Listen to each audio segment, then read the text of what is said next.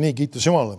Räägime siis sõna tegemisest ja kuidas see võib olla tõsiseks takistuseks selle juures, et inimesed ei näe oma elus tervenemist, on see sama just, et nad ei ole sõna tegijad. Ja ma loen Jakobuse kirja 1. peatükist ja 21. salmist.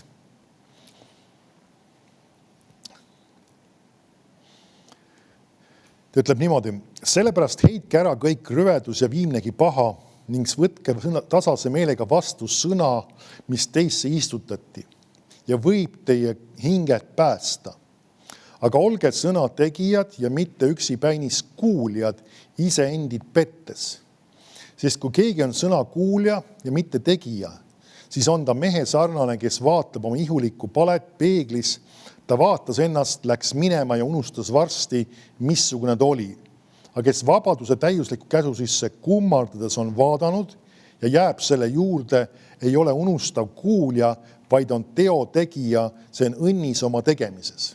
Nüüd see kõige viimane fraas on üks väga oluline või 25. salm just seesama, et kes vabaduse täiusliku käsu sisse kummardades või nagu siis laiendud tõlge ütleb veel, mitte ainult lihtsalt kummardades, ta ütleb just, ma loen sulle ka laiendud tõlkes, tegelikult ma loen ta kogu selle salmi, ütleb, kuid see, kes vaatab hoolikalt täiuslikku seadusesse, vabaduse seadusesse, järgib seda ustavalt, mitte olles muutnud hoolimatuks kuuljaks, kes unustab, vaid aktiivseks tegijaks, kes kuuletub. Siis ta saab Jumala õnnistuse ja soosingu oma sõnakuulelikus elus. Ja siis kaks inimest ta räägib siis hoolimatu kuulja, kes unustab ja teisena ta räägib aktiivne tegija, kes kuuletub. Ja seesama just, et seesama vaatamine ja selle juurde jäämine. Vaatame ühte väga tuntud kirja kohta, mis peaks meil paljudel peas olema, see on Joosua 1.8. Aga muuseas, see ei ammenda ennast, see kirja koht. Joosua 1.8 ütleb niimoodi.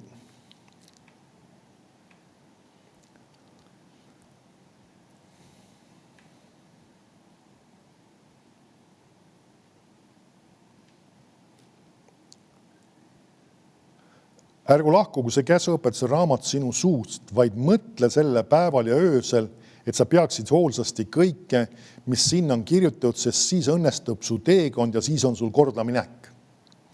Nüüd, mis sa arvad, kui nagu oleks, Jumal paneb sind mingisugusesse väga olulisse rolli ja positsiooni? Kas ta tahaks sulle siis kindlasti just selle sama tööülesande alguses anda kõige olulisemad asjad, mis sul on vaja, et selles ülesandes edukas olla? Kas pole nii? Ja me näeme siin, Joosua on saanud just Iisraeli rahva juhiks ja sellesse positsiooni astunud ja me näeme, ta on nii-öelda, tegelikult on sellesse suunas liikunud, Jumal on teda ehitanud, saame aru, siin oli ka teatud ettevalmistusperiood, ta ei saanud kohe lihtsalt plaksta sinna sisse, vaid ta oli nii-öelda Moosest järgimas ja ka selles mõttes just selle meelevalla all ka alistunud vaimulikult kellegile teisele juhile. See on tegelikult üks oluline asi, mida me näeme Piiblis päris palju. See on läbi Vanast Testamendi ka see, et eriti inimesed, kes on vaimuliku kutsega, neil on vaja inimesi, kes on vaimulikult nende üle. Ja tavaliselt see hakkab ka mitte sellest peale, et nagu öeldakse, kui nad astuvad nii-öelda kõmaki ametisse, siis keegi on nende üle. Vaid see on see, et nad enne kasvavad vaimulikult ühes kohalikus koguduses. Nad on nii-öelda alistanud ennast selle koguduse siis juhile ja nüüd on kasvanud vaimulikult üles ja nüüd nad lähevad sellesse vaimuliku töösse, võib-olla mingisuguseks kas pastoriks või mingisse muusse ülesandesse ja nad on edasi selles samas vaimulikus alluvuses. Mõni ütleb, see on ka ju kontrollimine. Aga see ei ole kontrollimine. See on turvalisuse koht. Sul on vaja inimesi, kes on sinu üle. Nad on teatud kontekstis sinu nõuandjad, aga teatud kontekstis ka sinu korrigeerijad. Ja see on see koht, millega me peame aru saama ja milleks me peame võimelised vastu võtma ka korrigeeringut ja nagu öeldakse, kui seda räägitakse välja, suhtuma sellesse positiivselt. Sest vahet mõned inimesed ütlevad ka, et ma olen sellest kogudusest osa ja see inimene on minu pastor ja mul on meeldib kuulata, kui ta jagab sõna ja mis iganes. Ja ta kutsub sind ühel päeval 4 silma all kõrvale ja juhib tähelepanu mingisuguse olulisele asjale sinu elus, millega sa peaksid tegelema, millega saaksid korda sättima. See on see testi koht. Kas sa oled alistumas või mitte? Kuidas sa sellesse suhtud? Kas sa oled valmis neid muudatusi tegema? Kas sa oled valmis sättima asju teistmoodi või mis ta siin õpetab, mina tean ka ise, ma olen täiskasvanud inimene, ma oskan ise oma asju elus sättida. Nagu see hoiak tuleb, midagi on paigast ära. Nagu öeldakse, me võime olla täiskasvanud inimesed, aga me peame õppima alistuma ja alluma. Ja tegelikult oleme ausad, seesama printsiip kehtib isegi meie maailmasüsteemis, ütleme, kui me räägime firmas tegutsemiseks. Kui sa oled ühes firmas tööline, ütleme, sa ei ole päris firma omanik ja päris juht, ja oled tööline, siis keegi on sinu üle. Ja ta annab sulle juhiseid ja teatud kontekstis võib sind ka üsna konkreetselt korrigeerida. Et seda me ei tee niimoodi, seda tuleb niimoodi teha. Ja kui sina ütled selle peale, mis ta siin seletab, mis tema siin õpetab mind, mina ei taha nii teha, nagu oleks, mis juhtub? Ta võib sul lahti lasta töölt. Lõpuks nii-öelda. Ja kas tal on õigus seda teha? Põhimõtteliselt küll enamasti sageli nendesse lepingutesse on need sisse kirjutatud need võimalused. Ja ma ütleks, kas ta teeb seda õieti. Kui see on põhjendatud, siis ma arvan, ta teeb õieti seda isegi. Ja see on see, et me peame õppima alluma teatud struktuurile ja korrale. Ja see on normaalne lihtsalt, sellega ei ole midagi teha lihtsalt. See on see nii-öelda meie ümber toimivad süsteemid ja asjad ja Jumala riigis on asjad samamoodi tegelikult. Nii et siin tuleb lihtsalt nende asjadega arvestada. Nii et ja see on üks asi, ma mäletan ise, kui ma sain pastoriks, et ma ei ole selles mõttes kõige parem näide, kuna mina sain pastoriks väga niimoodi äkiliselt. Just selles mõttes, et nagu, kuna koguduses oli nagu vaja koht kiiresti täita, kuna eelmine pastor võeti, ma ei minema detailidesse, aga võeti ametist maha tõsistel põhjustel. Ja nii-öelda, siis oli vaja kedagi, kes seda kohta võiks täita. Ja nagu, kui olla aus, siis ma olin ainus, kes oskas võib-olla natukene jutlustada. Teised ka võib-olla midagi, aga ma usun, et see Jumala kutse ka muidugi, see ei olnud ainult nii-öelda päris ainus, kes oli jälle hetkel. Aga ja nii-öelda pandi ametisse ja esimene asi, mis Jumal hakkas mu südames hakkas keerlema, ma pean leidma kellegi inimese, kes on vaimulikult minu üle. Ma hakkasin nagu öeldakse palvetama selle pärast ja otsima ja nii-öelda vaimulikult ringi vaatama, kes see või kus kohas see võiks olla. See võttis mingi aega selles mõttes, et mitte, ma ei tea, mina poleks kurt olnud just, aga just see, et nagu öeldakse õige inimene leida, kui ma läksin Paidesse Järva Kristliku Keskuse piiblikooli õppima, siis seal olles, siis ma puutusin Kaiga kokku, aga see on ainus asi, vaid ma puutusin kokku ka seal see pastoriga Kennet Kaasikuga ja Tõni Kaasikuga ja kui me Kaiga abielusime, teadsime väga selgelt, et me peame ennast neile vaimulikult ka allutama. Just ka see, et me näeme neid oma pastoritena. Et see on väga oluline asi, et see side sai loodud ja see oli see, mis pani teatud asjad vaimulikult paika meie jaoks. Mõni võiks küsida, kas nad on ikka korrigeerinud teatud kontekstis? On küll.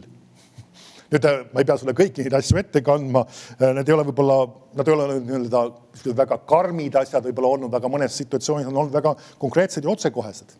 Ja ta on teinud seda, ka need Kaasik isegi mingis situatsioonis, isegi teiste inimeste ees, see oli küll vaimulike juhtimistega ja ütleme konkreetselt viisil, kuidas koguduses koosolekul oleks pidanud tegutsema või käima ja ta tõi üsna konkreetse situatsiooni välja ja tõi välja selle, et ma panin seal nii-öelda metsa selle asjaga seoses.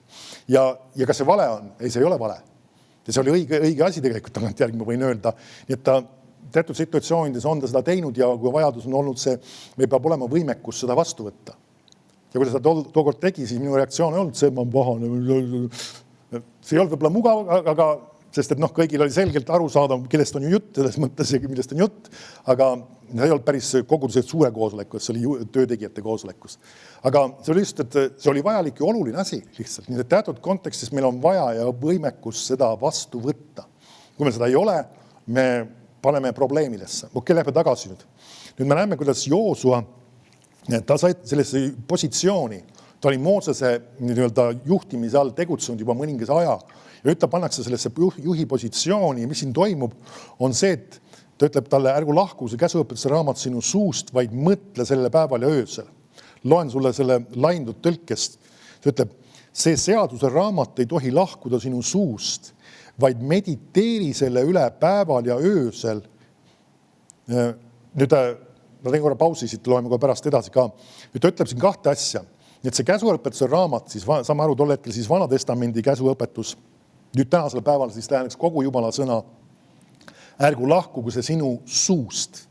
Me näeme üks väga oluline element selleks, et me oleksime just ka sõnategijad, sest kogu see salmi lõpp jookseb ju kuhu ta ütleb, sest siis sul sest sa peaksid hoolsasti kõike, mis siin on kirjutatud. ütleb meie tavaline tõlge, kas pole nii? Me näeme seda, et ta saaks sõna tegijaks. Kõik see protsess ja kõik see toimib selle pärast, et ta saaks sõna tegijaks.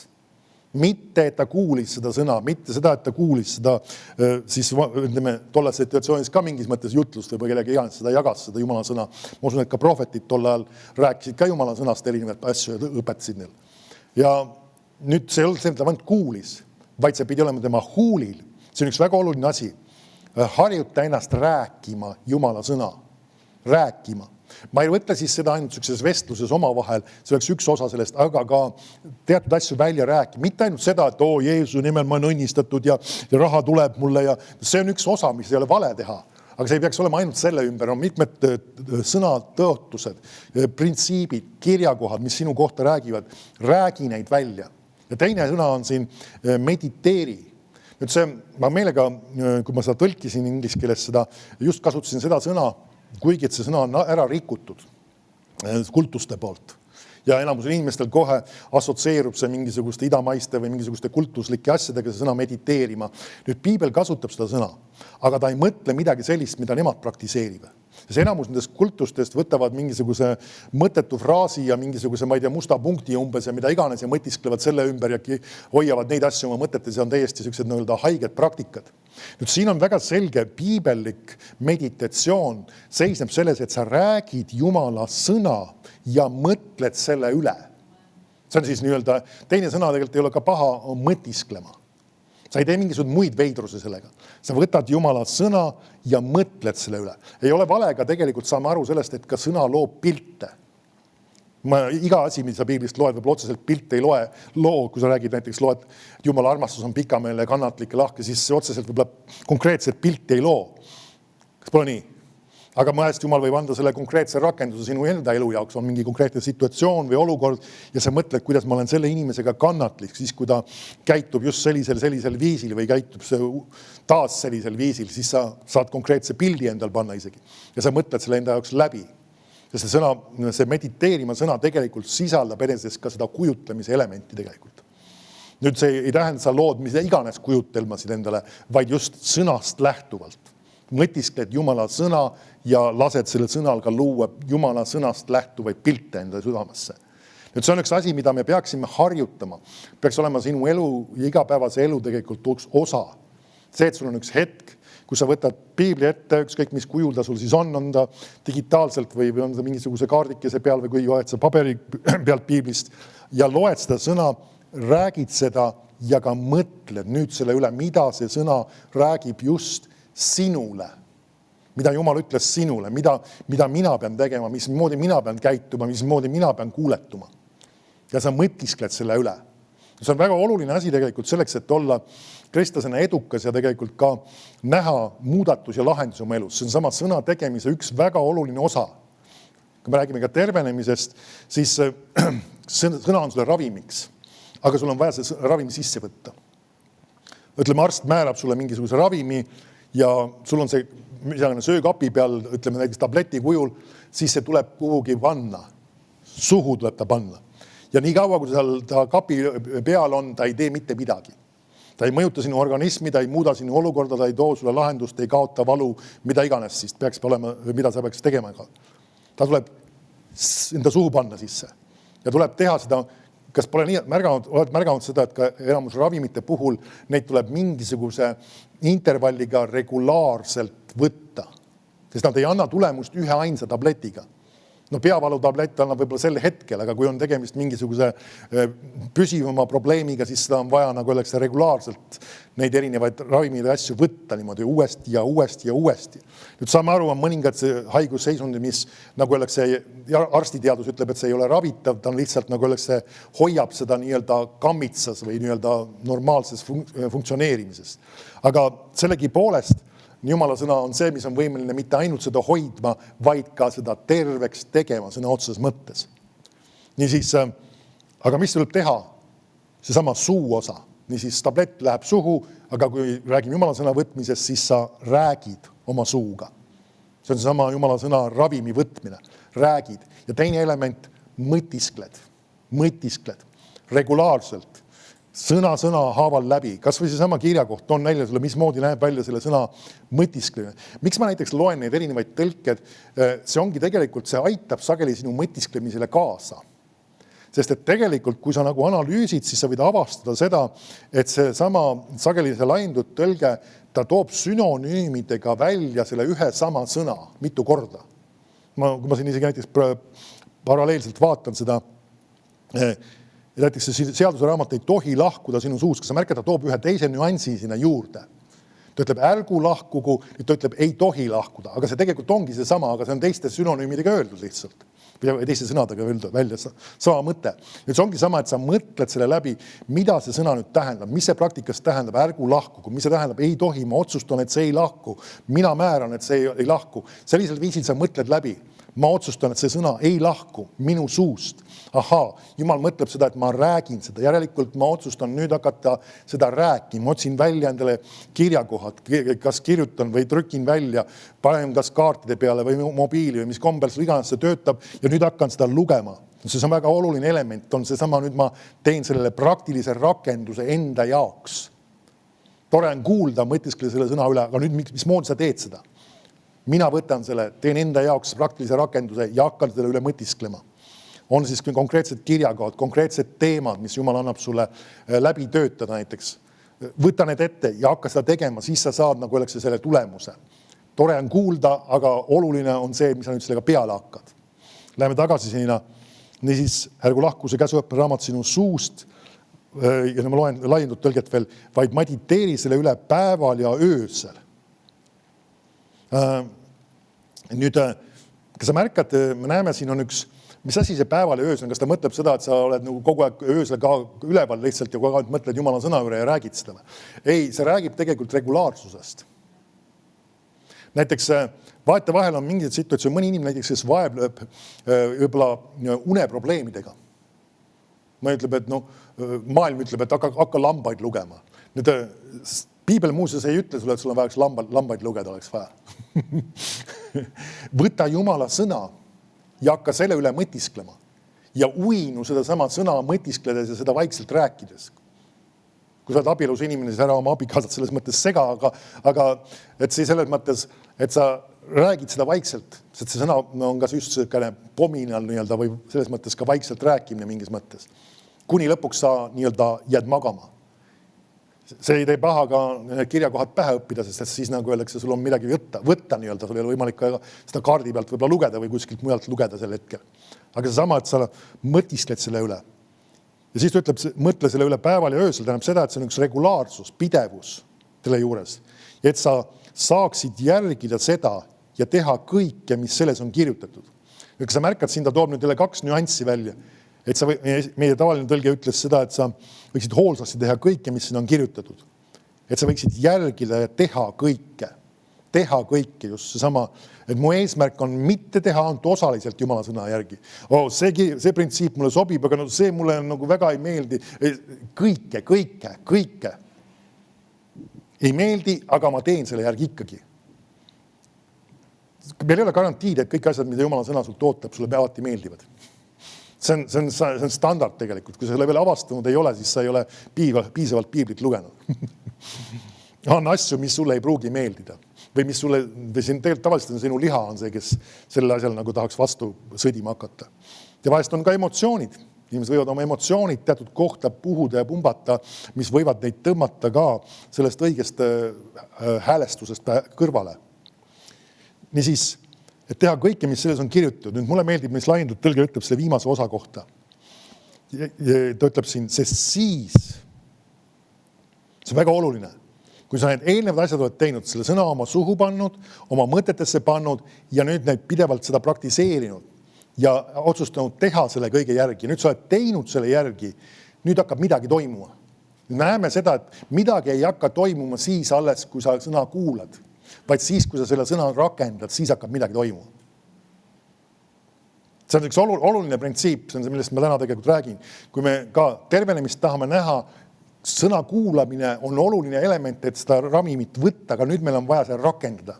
See rakendada, just see sama ütlemine, mõtisklemine, seesama just, see on väga olulised elemendid, mis väga sageli ka paljud inimesed, kes tervenemise suunas on sihtinud ennast välja, jätavad tegemata. Nad on väga tublid Jumala sõna kuulajad, aga see rakenduse element on vähest puudulik. Amen. Või see on öelda, seda tehakse niimoodi vähekene, aga see peaksime just selle väga tugevalt rõhku panema. Seesama mõtiskle, räägi, mõtiskle, räägi, mõtiskle, räägi seda sõna kogu aeg järjepidevalt. Nii siis vaatame tagasi, sest siis sa teed oma tee edukaks ja siis sa käitud targalt ja sul on hea edu. Kui sa märkad, siin edu on igat pidi sees.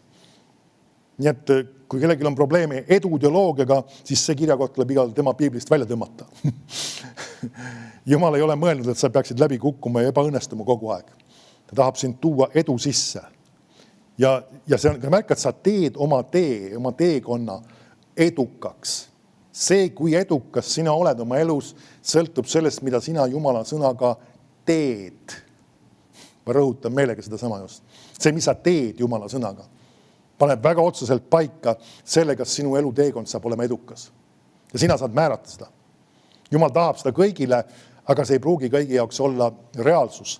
Tegelikult üks hea küsimus, kes viimasel konverentsil just oli ka küsimuste vastuste koht ja pastor Nancy käest küsiti just sükene küsimus, et kuidas on selle jõukuse õpetusega, et kuidas see nagu läheb selle valgusega kokku, kui sa mõtled selle peale, missugustes olukordades elavad inimesed 3. maailma riikides, ütleme Aafrikas või kus inimesed on näljas ja puuduses ja materiaalsetes probleemides. Kuidas see jõukuse õpetus nagu saame öelda, et see on õige ja töötamas kõigi jaoks? Ja ta vastas väga hästi tegelikult selle peale. Meil on väga palju asju, mis ei ole tänasel päeval töötamas kõigi jaoks. Kas on märganud seda, et väga paljud inimesed ei ole päästetud? Ja on minemas põrgusse. Kas Jumal tahab, et nad läheksid põrgusse? Ei taha. Mida nad peavad tegema? Nad peavad selle sõna võtma, mida neil räägitakse, seda uskuma ja selle järgi tegema. Ja lähevad taevasse. Ehk siis võtma Jeesuse vastu, midagi konkreetselt uskuma ja midagi tegema ja tunnistama Jeesus oma issandaks. Ja nad lähevad taevasse. See on kõigile kätte saada. Amen. Tervenemisega. Samamoodi. Mõni ütleb, et kõik inimesed ei saa ju terveks, kas ei näe, vaata inimesed on invaliidid ja elavad erinevates olukordades. Kuidas sa saad öelda, et Jumal tahab kõiki terveks teha? Kas sa ei vaadanud, ei ole näe elus, on ju igast arskusi asju. On küll.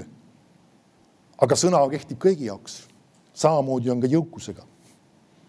See kehtib ka selle maailma, isegi 3. maailma riikide jaoks. Ja meil on isegi üks väga praktiline näide. Kas sa teadsid seda tänasel päeval Aafrikas, Nigeerias on maailma kõige suurem kogudus. Nii hoone kui ka rahva arvu poolest. Ja seal on arvestatav üüratu suure hoone, kus on minu meelest pühapäevasel päeval, ma ei tea, mitu korda need koosolekuid teevad, kuna kõik rahvas ei mahu korraga sisse ära. Kas oli mingisugune 4 või midagi taolist, isegi koosolekut on pühapäevasel päeval neil. Ja see on Aafrikas. Ja selle pastor on selle seal püsti löönud ja Jumala varustus on tulnud seal olles. Amen. Jumal võib tuua jõukuse ka üksesse kohta, kui keegi sellest kinni haarjab, otsustab seda uskuda. Ja ta usub seda ka. Sa võid ise otsida huvi pärast seda uurida. See on reaalsus tänasel päeval. Kunagi ammu oli Lõuna-Koreas oli maailma kõige suurem kogudus, kus Jongitso oli kunagi pastor, aga tänasel päeval tema on taevas juba ja see kogudus enam päris nii suur ei ole. Ta on küll päris suur tänasel päeval ka edasi, aga see on veel suurem nii-öelda. See on, ma ei tea, kui palju see number seal täpselt on, aga see ikka päris, seal räägitakse mitmetest sadadest tuhandetest on seal jutt. Nüüd, see on võimalik. Kui keegi otsustab Jumala sõna uskuda, seda rakendada, see jõukus tuleb ka. Ja samamoodi on ka see Eesti kontekstis. Mõni võib öelda, Eestis ei saa ju eriti mingit jõukust olla, see on Ameerika evangeelium ja mis iganes. Kui inimene seda usub, sündigu talle. Mina otsustan uskuda seda, et ka jõukus on Eestis kätte saada. Ja me oleme seda näinud ka tänasel päeval. Kui me jagasime isegi seal konverentsil mõne pastoriga lihtsalt ka privaatselt sellest, mida Jumal on saanud meil teha, kuidas me 2000. aasta kanti me kogudusena olime rahaliselt väga kitsas kohas. Kogudusel oli piisavalt finantse, et mulle korraga palk 1 kuus välja maksta, sest et lihtsalt ei olnud pangaarvel raha. Ja maksti seda osade kaupa, kui laekus juurde. Nüüd tänasel päeval meil on 3 inimest koguduses palgal Me oleme Kaiga mõlemalt saame täispalka, Josepil on natuke väiksem palk, aga sellegi poolest nagu kus see varustus on olnud ja inimeste arv ei ole tegelikult tänasel päeval meil koguduses suurenenud. See on isegi nõksu võib-olla isegi tolle ajastusega vähenud. Kus see tulnud on? See on see sama, kui sa ütleb, Piibel ütleb ka, kui sa annate, siis teile antakse. See on üks oluline element, kus me kogudusena, ma ei räägi nüüd nagu ennast upitades, aga lihtsalt see, et see oli oluline element, et Jumal andis meile südamesse, et me peaksime hakkama külvama, ka kogudusena välja andma. Tänasel päeval me anname 11% sellest, mis Jumal on meie kogudusse sisse toonud, külmame välja. Meil oli see varem see 10%, tõstsime kõrgemaks. Et jagame erinevatesse kogudustesse, teenistustesse, Jumala riigi töösse, kohtadesse. Ja see on vajalik selle jaoks. Miks pärast? Ja see on toonud lõikuse. Ja see lihtsalt tuleb ja see on samamoodi ka sinu enda isiklikus elus. Kui sina oled andja, siis sinul on õigus ja põhjust öelda, ma kavatsen näha oma elus jõukust ja edukust, nagu see kirjakoht ütleski, sest sa oled sõna tegija. Amen. Ja see on sellepärast oluline, mõni ütleb, no mul ei ole nii palju anda, siis pärast tulebki alustada kas või selle väikesega. Mis sul on täna, kas või isegi väiksem summa või asi, külva ja usu aktiivselt lõikust, sest sõna ütleb, et sulle saab see lõikus, aga see on oluline ka, sa märkad, et siin ka see edu tuleb ka selle läbi, et sa mõtiskled ja ka räägid seda sõna. Ka isegi jõukus ja ka lõikus, kui selline ei tule lihtsalt sulle, vaid seda on ka vaja rakendada aktiivselt, seda usku ehitada ja õhutada ülesse. See, et see Jumala sõna teeb mind edukaks ja siis sa teed oma tee edukaks ja siis sa käitud targalt ja sul on hea edu. Ja millest see hakkas peale sõna tegemisest. Ja see on üks asi, mis me peame enda elus nagu selle rõhu panema. Mulle meeldib see, kui pastor Keith Moore, kui ta alustab sageli oma jutlusi, praktiliselt enamus jutluste alguses, ta paneb oma palvesse ühe olulise elemendi sisse. See, et me otsustame olla täna sõna tegijad, mitte üksipäinis kuulijad. Umbes sarnane mõte on tal pidevalt seal sees. Ja miks ta seda teeb? Sest, et see on see ülimalt oluline rõhuasetus. Et me ei tule kogudusse jälle oma nii-öelda mälufaile täitma mingi informatsiooniga ja lahkume ja me oleme jälle rohkem teadmisi saanud juurde. See ei pruugi sinu elu mitte raasukestki muuta. Ja tänasel päeval on palju kristlasi, kes teavad väga palju, aga kes elavad täiesti haletsusväärses kohas. Nii oma tervise, oma suhete ja ka oma materiaalsete asjade koha pealt. Mõni ütleb, see on süüdistus ja hukkamõist. Ei, see on hoopis see, et midagi on võimalik muuta selle asjaga. Keegi ei pea sellesse kohta jääma. Sellele võimalik stopp panna ja hakata seda sõna tegema. Öelda, et mulle aitab sellest jamast, mulle aitab sellest puuduses elamist, mulle aitab sellest haigustes elamist. Ma otsustan selle sõna võtta selle järgi teha. Ja kui sa hakkad selle nii-öelda käsile võtma, siis üks asi, mis sa võid avastada, on teatud nagu vastuseis või nagu surve, et sa ikka ei teeks seda ja nagu pressimine justkui. Sageli emotsionaalsel tasemel just. On keegi, kes on aru saanud, et nagu oleks keegi hakkab koda kaljule ehitama. Keegi paneb oma elus nii-öelda väga jõulised, tugevad alused paika. Keegi paneb vundamendi paika oma ellu. Millega? Ta hakkab ehitama sõna, mõtiskleb selle üle, räägib seda, võtab igal päeval selleks aega, kas või isegi mõningad minutid lihtsalt võttes selle hetke kõrvale selle asemel, et näpuga seal mingisuguses Facebookis ringi lasta, ta võtab hoopis Jumala sõna ja mõtiskleb selle üle, räägib seda. Selle asemel, et jällegi ta täidab enda mõtted Jumala sõnaga, selle asemel, et uudistest enese hirmu laadida sisse, ta võtab jälle Jumala sõna, mõtiskleb selle üle ja räägib seda. Ja asjad hakkavad alguses võib-olla niimoodi vaikselt muutuma, aga siis hakkab rohkem muutus tulema, siis hakkab veel rohkem muutus tulema ja äkki sa hakkad avastama, midagi on väga kapitaalselt selle inimesega toimunud. Miks pärast? Sest et ta on sõna tegija olnud. Ja nüüd on mis asja hakkanud tulema see, mida ta kirjeldab. Sa teed oma tee edukaks, sa käitud targalt ja sul on hea edu. Või nagu üks kirjakohtas, millest me alustasime, on see, et nagu öeldakse, ta on õnnis või õnnistunud oma tegemistes. See tähendab ka ilmselgelt tervist. Nüüd see on see sama asi, et pane enda jaoks see väga oluline rõhk. Me oleme siin väga erinevaid teemasid käsitlenud seoses tervenemisega, mis võivad takistuseks olla. Aga ma olen veendunud, see on üks suurimaid nii-öelda takistusi tegelikult. On see sama just, et inimesed ei ole tegelikult sõna tegijad. Sest väga sageli paljud inimesed, nad teavad vastust, miks nad, nagu öeldakse, miks see asi ei ole muutunud või mis see probleem on olnud, miks nende tervenemine ei ole veel sündinud. Vahest Jumal on selle südamesse juba andnud. Vahetevahel meil on ka vaja otsida seda, ma ei ütle seda, et see on alati standard. Aga kui sa hakkad rakendada sõna, varem või hiljem sa saad selle teada ja varem või hiljem sa näed läbi murrangut oma elus. See on lihtsalt üks väga selge sihik võtta ette. Ma tahan olla sõnategija. Ma ei ole lihtsalt üksipennist kuulja. Ma otsustan sellesse sõnasse kummardada, ma vaatan selle sõna sisse ja süüvin sellesse, mõtisklen, räägin seda ja hakkan seda rakendama ja ma saan nägema varem või hiljem läbi murranguid ja muutusi ja imesid oma elus. Aamen ja aamen, kiitus Jumala.